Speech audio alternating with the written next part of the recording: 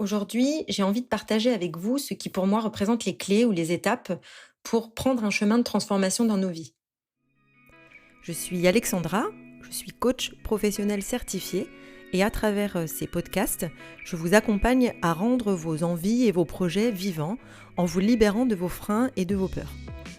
Prenez soin de vous et donnez-vous la parole pour devenir à l'extérieur la personne que vous êtes déjà à l'intérieur. J'ai moi-même traversé de nombreux obstacles dans mon parcours de vie, que ce soit au niveau pro ou perso. Et je partage avec vous différentes étapes de ce parcours et les moyens par lesquels j'ai créé la vie que j'ai aujourd'hui. Ainsi, je vous accompagne à construire la vie dans laquelle vos décisions, vos actions et vos comportements seront alignés avec vos valeurs et vos besoins. Quand je fais la rétrospective de mon parcours et que je reviens sur des moments forts où j'ai pris des décisions, je me rends compte qu'il y a des étapes assez marquées et que le process a été sensiblement le même pour chaque période de changement. Donc, si je me base sur mon expérience, des décisions fortes et importantes, j'en ai prises. Des changements de trajectoire, j'en ai fait dans mon parcours pro et dans ma vie perso. J'ai décidé de faire autrement que ce qui semblait être déjà écrit. En tout cas, j'ai transformé ce qui était en cours dans ma vie. J'ai remis en question un tracé, une trajectoire qui était, je dirais, linéaire et prévisible. Donc, je vais revenir sur comment je suis sortie du conditionnement de vie dans lequel j'étais. Ces décisions, j'ai pu les prendre à l'issue de moments où j'ai été attentive à moi, et ça dans une vraie polarité. C'est-à-dire que j'ai pris du recul par rapport à ce que je ressentais dans le dur comme dans la joie. J'ai parlé dans le podcast précédent, et je vous invite à l'écouter, de l'importance d'être attentive à ces phrases qu'on dit à notre sujet dans les moments où on prend plaisir et dans les moments où on est en souffrance. Je parlais de l'importance d'attraper à la volée ces messages que l'on s'envoie pour comprendre ce qui nous fait du bien et ce qui nous fait du mal, ce qui nous apaise et ce qui nous agace. Et donc, décider de ce qu'on garde et de ce qu'on laisse dans notre vie. Et là, quand je parle de polarité, je parle de cette lecture double à avoir sur nous, sur ce qui nous porte et ce qui nous freine. Donc, pour savoir quel chemin prendre. On est sans arrêt face à des possibilités, à des choix, donc à différents chemins possibles. Alors, ça peut sembler épuisant, mais c'est magnifique en fait, parce que tout est en changement permanent. Et on a beaucoup plus la main sur notre devenir que ce qu'on croit. À nous de prendre les décisions, les directions qui sont lumineuses et remplies d'amour pour nous. On est au volant de notre propre vie. Et pour ma part, mes changements de trajectoire, je les ai pris notamment après avoir compris que j'étais arrivée au bout de ce que je pouvais supporter dans la vie que je menais. En fait, je sentais que j'étais plus censée être là où j'étais. Je m'entendais dire très très fort à l'intérieur, mais qu'est-ce que je fais là? J'étais en train de mourir dans mon environnement, dans mon quotidien. Alors que d'un point de vue extérieur, ça semblait sûrement chouette, hein. J'avais un job sécure, un appartement bien équipé, des amis et ma famille à proximité. Mais la façon dont ma vie fonctionnait, le rythme que j'avais, mon quotidien, mon rythme quotidien, j'en pouvais plus en fait. Et j'ai vraiment des temps précis à vous partager pour illustrer ce que je dis. Quand j'étais dans le salariat et que j'avais, comme la plupart, 5 semaines de congés payés, j'avais des moments courts en fait de déconnexion. À cette période, j'avais un métier responsabilisant et parfois même oppressant, je dirais, avec du stress et une pression liée aux résultats. Ce qui faisait que j'avais constamment besoin de partir quand j'avais des congés. Je pouvais pas rester chez moi et me dire, enfin, j'avais pas envie en tout cas de rester chez moi et de me dire, j'en profite pour me reposer ou pour me balader dans le coin.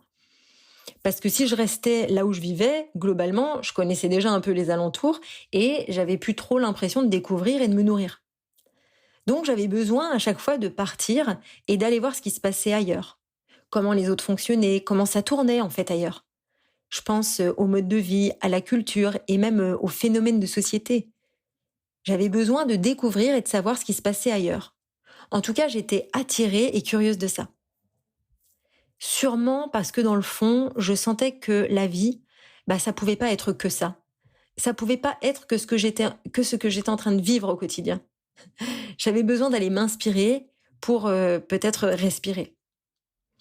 Et aussi, j'avais ce besoin de voir de nouveaux paysages, de goûter d'autres saveurs. Et donc, quand je partais en vacances et à chaque fois que je rentrais, c'était pas assez, en fait. Je mettais parfois 1 mois, à me remettre de mon voyage. C'est-à-dire, quand je dis à me remettre, c'est-à-dire à réintégrer mon mode de vie en France. À réintégrer que, ici, on fait comme ci ou comme ça. Et puis, souvent, j'étais même dans une forme de rejet parce que, je ne me retrouvais plus dans ce mode de vie assez rigide et conventionnel dans lequel j'étais. C'était un peu comme si mon quotidien était tout le temps, prévisible et ça, je pouvais plus. J'avais l'impression d'étouffer. Je voyageais principalement dans des pays où les gens, ont peu sur le plan matériel, mais où ils ont, tout le reste, comme, des valeurs auxquelles je suis sensible et une façon de valoriser les choses simples de la vie qui me fascine. Et c'est vrai qu'à chaque fois, revenir en France, pour moi, c'était un peu, un choc culturel, mais dans l'autre sens. Oui, en fait, c'est ça, je vivais un choc culturel dans l'autre sens. Bon, du coup, je mettais du temps, à me réapproprier le mode de vie qui m'était imposé par mon boulot, par mon environnement, par mon contexte de vie. Et je mettais tellement de temps à chaque fois à me remettre dedans que je sentais, voyage après voyage, mois après mois, que quelque chose s'agitait en moi. Je sentais une forme d'ébullition dans mon corps et dans ma tête, animée par une sensation que ma place était ailleurs. Donc j'ai été attentive au fait que cet état et ces sensations étaient répétitifs et que c'était même ancré en moi, que je pouvais pas m'en défaire. En tout cas, être dans le déni, c'est clair que ça accentuait le mal-être. Je devais creuser ce qui se passait à l'intérieur de moi pour trouver quoi faire de ces messages. Je sentais que autre chose que ma vie actuelle m'était destinée. Alors je devais explorer ça. Bon, du coup, naturellement, et je dis naturellement maintenant, mais ça s'est fait après un long travail de réflexion et d'écoute de moi-même quand même, parce que j'ai dû lever quelques freins et j'y reviendrai, mais j'ai pris la décision de quitter mon job dans lequel j'étais depuis plus de 15 ans, dans à peu près la même activité, dans 2 boîtes différentes. Mais bon, c'est vrai que ça faisait plus de 15 ans que je bossais en moyenne 10 heures par jour, sans vraiment voir la lumière du jour, hein. C'était évident que je ne pouvais plus continuer, c'était trop douloureux dans mon corps, dans ma tête et même dans mon âme. Il fallait que j'arrête de faire ça, ce job, pour enfin me dédier à un voyage, un long voyage, mon voyage même, je dirais. Parce qu'à travers ce voyage, certes, j'ai découvert le monde, mais je me suis surtout découverte moi-même. Je voulais pas avoir de date de retour en tête, donc j'ai quitté mon entreprise, hein, une grosse boîte reconnue de plus de 8 000 collaborateurs. J'ai renoncé à mon salaire confortable et à tous les avantages qui allaient avec. Et je suis partie en sac à dos pendant plusieurs mois. Alors je le dis aujourd'hui, faire ce choix, pour moi, ça n'a pas été renoncer à ce que j'avais, mais plutôt m'en libérer. Donc ce que je veux dire, au-delà de raconter mon voyage ou quoi, parce que c'est pas tellement là la démarche, c'est surtout de revenir sur le fait que c'est parce que j'ai été attentive à ce que je ressentais, à ce qui bougeait à l'intérieur de moi, que j'ai pu prendre une telle décision. Parce que j'ai pas décrit les sensations, mais elles étaient telles que je pouvais pas les ignorer en fait. Mon corps m'envoyait des messages si forts que je pouvais pas les ignorer. Alors cette décision de partir, d'un regard extérieur, ça peut être vu comme une grande décision. En tous les cas, pour moi, dans ma sensation, c'était une décision, petite ou grande, peu importe. En tout cas, c'était une décision évidente. Donc les sensations que j'avais, c'était, quand je dis que je pouvais pas les ignorer, j'avais une boule dans le ventre, mon esprit était complètement déconnecté, j'étais éteinte. J'avais, des problèmes de concentration du coup au travail, j'arrivais pas vraiment à être focus sur mes impératifs professionnels, mes obligations et donc mes responsabilités et ça me pénalisait finalement parce que j'étais pas là. Alors mon corps était là, hein, malgré lui et mon esprit et mon cœur, eux, me disaient, «Pars». Et le tout, vous l'avez compris, n'était pas aligné. Donc c'est ça, ne pas être aligné. On le sent. Quand ça coince, on le sent. Quand nos actions, nos comportements, ce qu'on fait au quotidien n'est pas cohérent avec notre cœur et nos sensations, ça coince et ce déséquilibre, il finit par faire vraiment mal. Donc voilà, j'ai été attentive aux signaux envoyés par mon corps et puis à ce manque d'entrain et finalement aux pensées aussi. Parce que être attentive à ces états physiques, c'est déterminant, mais aller décoder ce qui se passe dans notre tête par rapport à ça, c'est révélateur. Ça nous dit tout ce qu'on doit savoir d'ailleurs. Et donc, moi là, les pensées qui étaient liées, bah, c'était pas: «Oh, c'était cool les vacances, j'ai appris plein de trucs, bon allez, faut bien retravailler pour y retourner». Franchement, les phrases types, j'aurai l'occasion de revenir dessus, hein, sur les phrases types, mais c'est une façon des fois de se cacher derrière des trucs et quand on creuse, bah, ça veut pas franchement dire grand-chose, quoi. Et bon là, en l'occurrence, pour moi, ça voulait rien dire, donc bon. Non, mes pensées, c'était plutôt, «Qu'est-ce que je fais là?» L'impression donc de ne pas être à ma place, l'impression de ne pas être dans la bonne vie.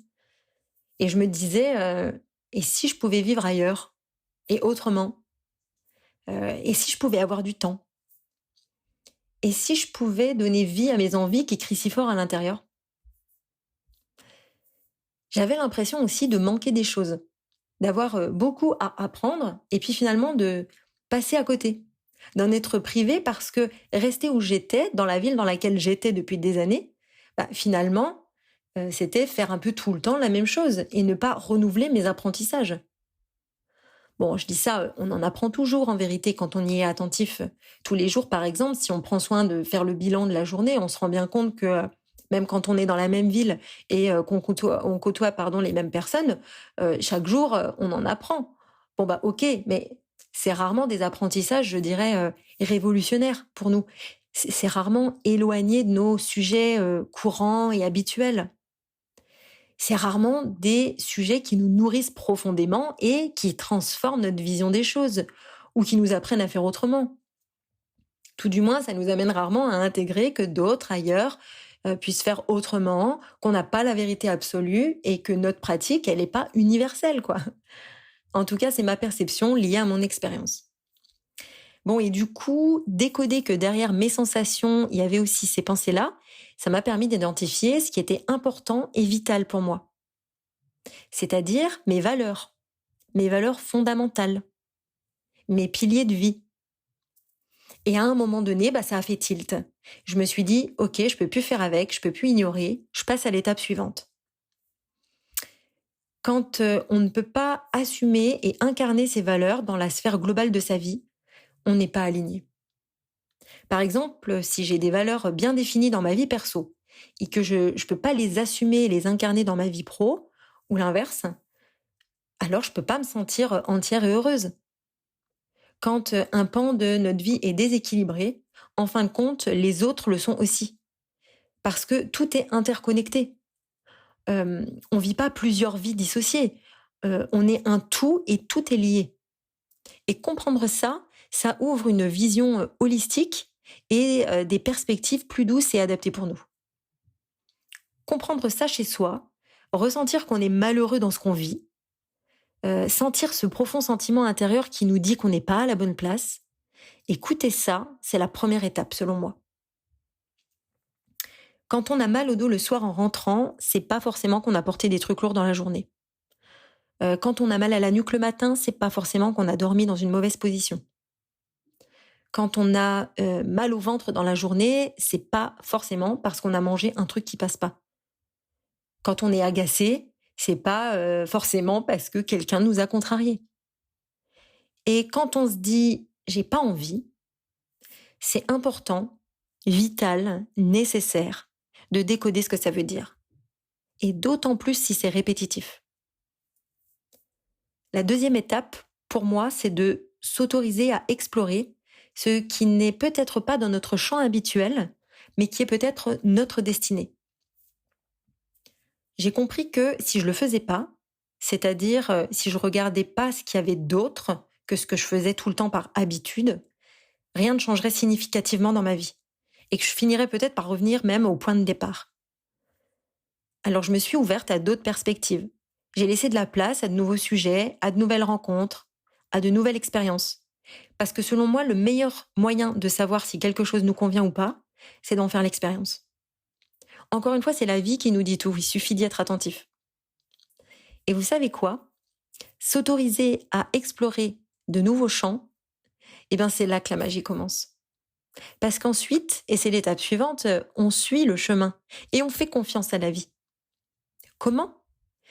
En accueillant, en observant, en attrapant, en intégrant, en acceptant et en apprenant. Et on gagne en énergie et en souplesse quand on accepte de prendre un autre chemin, celui qui nous semble juste pour nous. On se libère vers notre essence. Alors l'objectif pour moi, c'est pas de montrer à quel point c'est complexe ou difficile, mais plutôt à quel point c'est extraordinaire de rentrer sur ce chemin. Donc voilà, première étape, comprendre qu'on est arrivé au bout.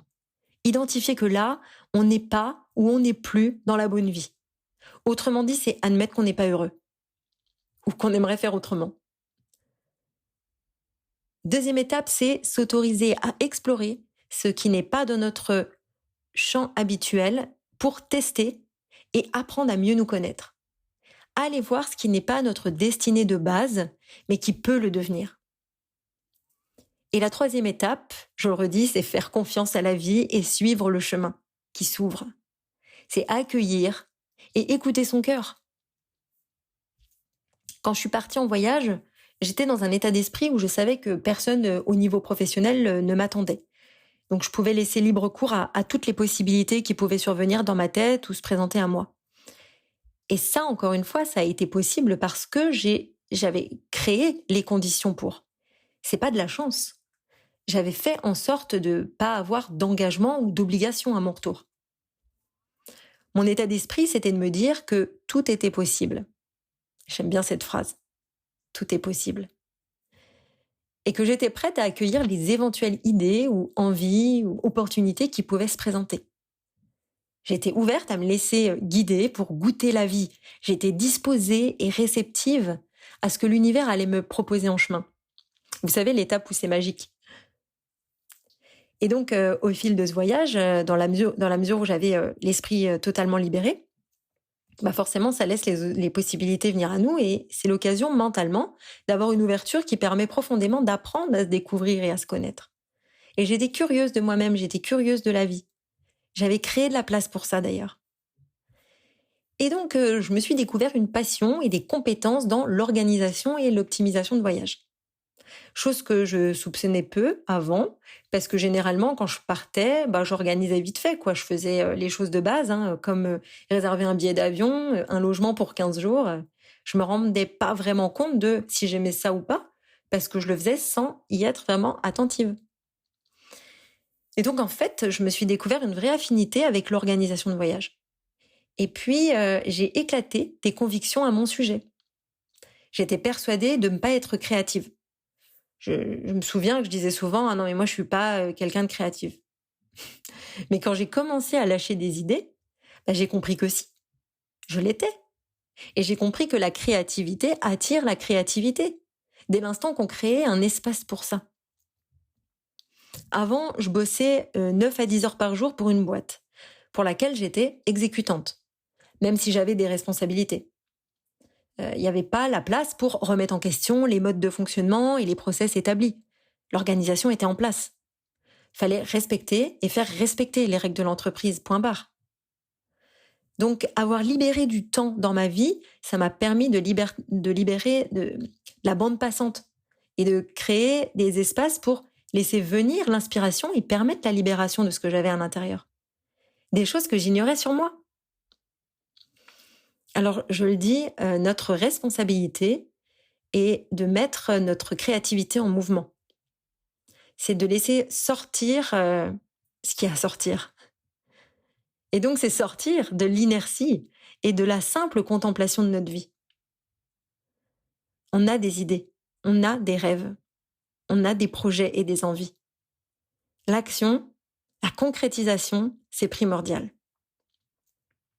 Parce que clairement, se dire « je suis pas capable, donc je fais pas », ça stoppe net la créativité.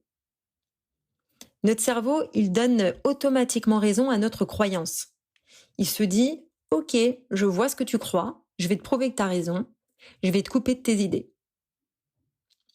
Mais ce qui est magique, et je vous invite vraiment à l'intégrer, c'est que l'inverse est valable. Ce que je veux dire, c'est que si on dit à notre cerveau qu'on est capable, qu'on déborde d'idées et d'envies et qu'on est créatif, alors je vous assure qu'il donne raison à ça. Et il alimente le flot continu. Et là, les idées elles jaillissent.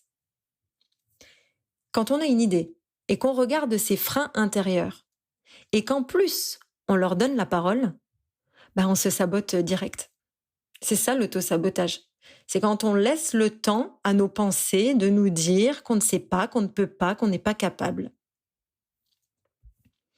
Pour en revenir à moi, j'ai permis que les prises de conscience viennent, j'ai été attentive à moi, j'ai observé mon comportement, conscientisé ce que j'aimais faire et observé là où je m'éclatais. Et à travers ce voyage, j'ai découvert bien sûr énormément de choses. Et notamment, comme je le disais, que j'adorais organiser mon voyage.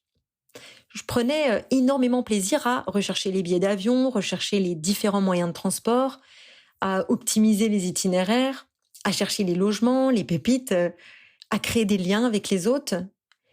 Et j'avais et j'ai un vrai talent pour ça.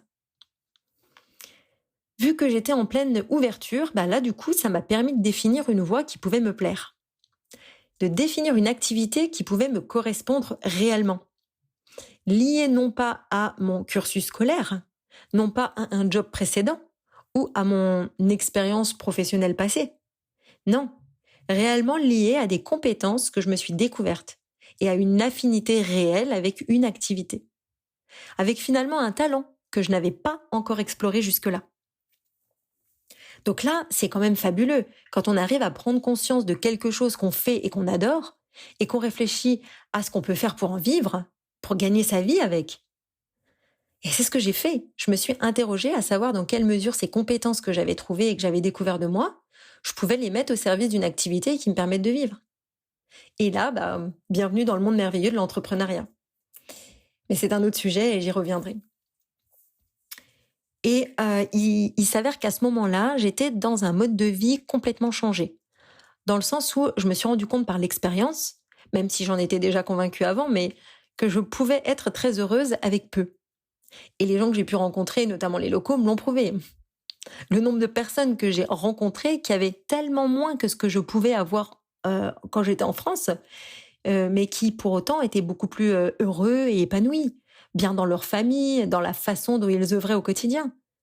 Ces personnes étaient en phase avec leurs valeurs et elles connaissaient le sens de ce qu'elles faisaient et de ce qui les portait dans la vie. Donc là, du coup, j'avais vraiment la preuve que c'était comme ça que j'avais envie de vivre. L'expérience a confirmé ce que mon cœur savait déjà et que ma tête avait eu besoin d'aller vérifier. Du coup, je me suis aussi séparée d'une pression liée à l'aspect financier, parce que je savais que je pouvais être bien avec peu. La peur de manquer, la peur financière, c'est des peurs fondamentales, surtout dans notre société occidentale. D'ailleurs, je l'ai vu quand je suis partie, que je vidais mon appart et que je vendais tout ce que j'avais, mon entourage qui me disait « mais ça te fait rien de perdre tout ce que tu as construit ?» Alors que moi, je sentais que j'avais justement juste à déconstruire cette vie conventionnelle pour construire celle qui m'était destinée et qui me rendrait profondément heureuse. Donc finalement, même si là je vivais sur mes économies depuis quelque temps et que j'avais pas de certitude sur les rentrées d'argent futures, j'étais libérée de ressentir qu'il me fallait peu pour me sentir bien. D'ailleurs, c'est depuis là, il me semble, que j'ai ancré quelque chose de déterminant en moi. J'ai reconnu haut et fort que ce que je souhaitais pour moi et pour ma vie future, en tout cas ce dont j'avais besoin, c'était simplement d'avoir un toit sur ma tête et d'avoir à manger dans mon assiette. Bon, depuis, mes ambitions ont évolué, mais fondamentalement, on reste très proche de ça. J'avais pas d'autres critères, d'autres exigences plus fortes que ça à ce moment-là. Et ça, je peux vous dire que ça enlève énormément de pression ou d'injonction à base de « il faut » autour de la sécurité et du besoin matériel et financier.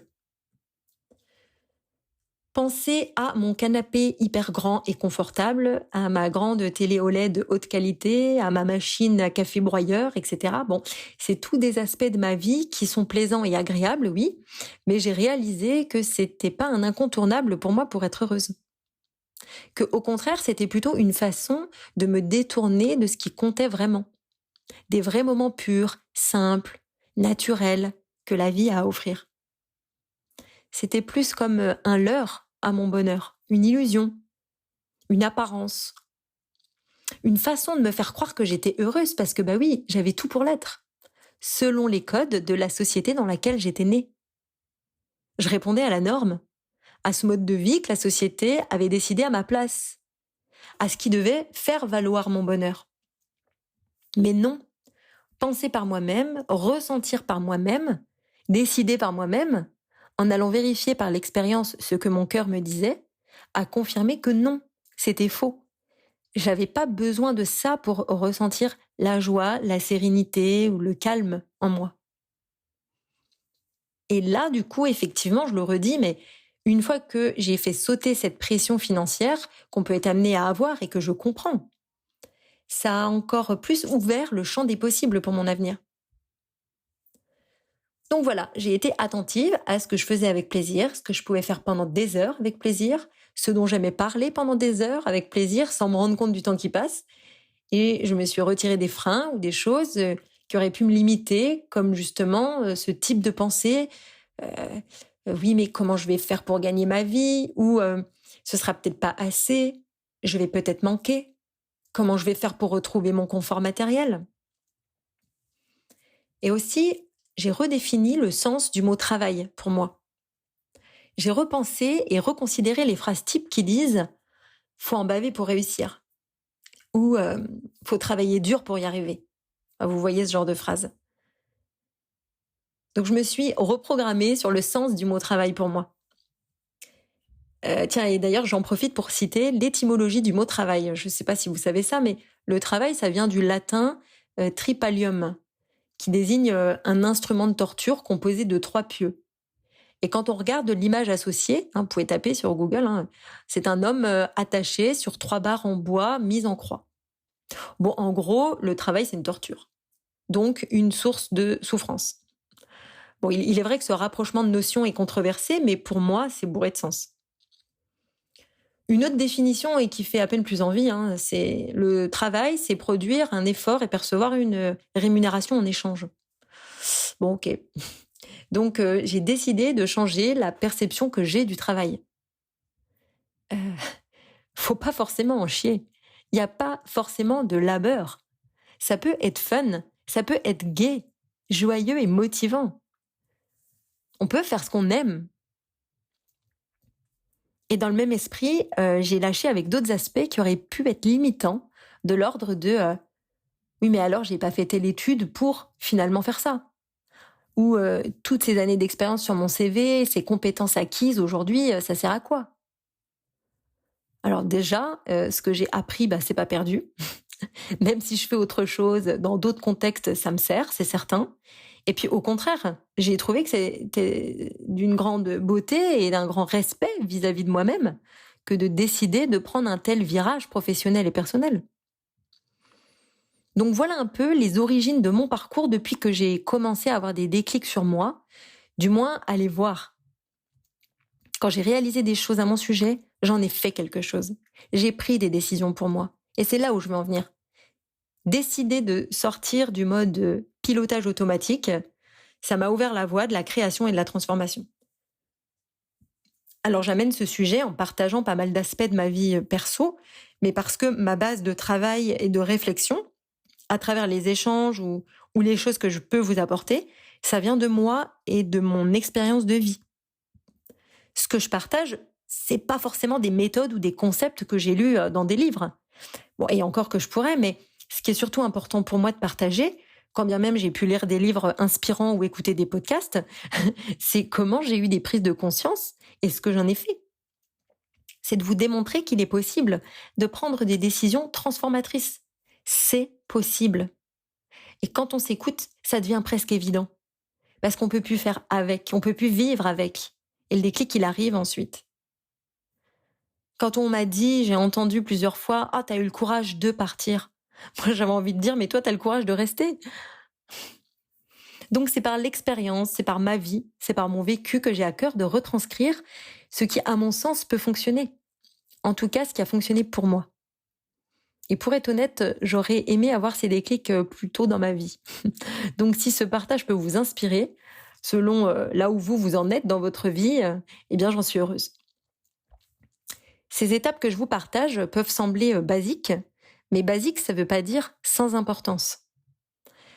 Et en tous les cas, quand on se parle de la réalisation de nos vies, de la création de ce qu'on veut dans nos vies, je pense que tout est à considérer parce que justement, encore une fois, notre base, c'est nous. C'est nous. Et c'est aussi simple que ça. C'est aussi basique que ça. Tout se trouve à l'intérieur de nous. Et pour autant, parfois, on a l'impression que c'est hyper complexe, inatteignable, inaccessible, alors que c'est là. Alors, qu'est-ce que vous voulez pour vous? Faire les choses par automatisme, sans réfléchir? Vous laisser porter par la norme? Suivre un chemin tout tracé, linéaire, prévisible? Ou rendre vivants vos envies, vos projets? Écoutez votre cœur, votre voix intérieure qui vous parle et qui sait, elle vous dit tout. Je vous assure, on peut arrêter de se forcer, de porter des masques, de faire semblant, d'avoir un rythme maltraitant pour nous. On peut se libérer de ce que le conditionnement et les injonctions ont fait de nous. Alors, on ne refait pas le passé, mais on peut agir sur le futur. Ne rien remettre en question et vivre avec fatalisme et résignation, c'est passer à côté de sa vie. C'est du gâchis. Quoi de plus précieux que votre vie? Je vous invite à vous poser cette question, sans attendre un électrochoc. On peut ne pas attendre l'événement choc pour prendre un virage. Ce virage, vous pouvez le prendre dès que vous sentez que quelque chose d'autre vous appelle. Vous pouvez aller là où vous devez être. Notre futur, quoi qu'il arrive, il arrivera, qu'on le veuille ou non. Alors autant décider maintenant de ce à quoi on veut qu'il ressemble. Parce que l'avenir, c'est bel et bien le résultat des décisions présentes. Alors, franchement, rendez service à la personne que vous serez dans 5 mois, 1 an, 5 ans, 10 ans. Préparez le terrain maintenant, rempli d'amour, de joie et de courage. Prenez votre responsabilité et n'attendez le changement de rien ni personne d'autre que vous. Le changement de votre vie dépend uniquement de vous et de vos décisions maintenant. Il n'y a pas de coupable et il n'y a pas de victime. Il y a des choses qu'on laisse faire, qu'on subit, parce qu'on ne décide pas de faire autrement. Alors qu'encore une fois, on est au volant de notre vie. Alors attention, je nuance, la responsabilité, c'est pas la culpabilité. Il s'agit pas de se dire c'est ma faute, etc. C'est de se dire, je reconnais la situation, qu'est-ce que je peux décider de faire pour aller là où je veux aller? C'est ça la responsabilité. Être acteur de sa vie, c'est je passe de je subis à j'agis. J'ai changé en prenant mon courage, en clarifiant mon objectif, ma vision, ce que je voulais dans la vie, et en changeant d'environnement et de fréquentation. Puis en retirant mes étiquettes, ce que je croyais de moi, en acceptant de voir autre chose, en sortant des cases, en brisant ces phrases que je me répétais du genre « mais je me connais, je suis comme ça, je ne changerai pas ». Ça, on met ça à la poubelle. Et j'ai changé en m'intéressant à des sujets qui m'étaient inconnus. Et, encore une fois, en faisant confiance à la vie. On parle souvent de nous de façon limitante. On se voit petit. Et ça conditionne notre quotidien et notre comportement. Alors qu'il suffit parfois d'une pensée, d'un livre, d'une phrase qu'on va lire, d'un podcast, d'une rencontre, d'une discussion, pour décider de prendre un virage et que notre vie change. Il n'y a pas de petits pas, il n'y a pas de petites choses. Il y a l'attention qu'on se porte et le reste qui en découle parce qu'on le décide. Basta. J'espère que ce partage aura éveillé des choses chez vous ou en tout cas vous aura intéressé. Parce que quand je parle de moi, j'espère parler de vous. N'hésitez pas à partager autour de vous si vous pensez que cet enregistrement peut servir à d'autres. Ce que je recommande toujours quand on prend des informations comme ça en quantité, c'est de prendre le temps, de laisser poser, et puis peut-être de voir au fur et à mesure ce que ça vient peut-être transformer dans vos pensées ou ce que ça vient toucher chez vous. Merci infiniment de m'avoir écouté. Je reviendrai prochainement sur d'autres partages, d'autres réflexions et d'autres prises de conscience que j'ai pu avoir. Merci.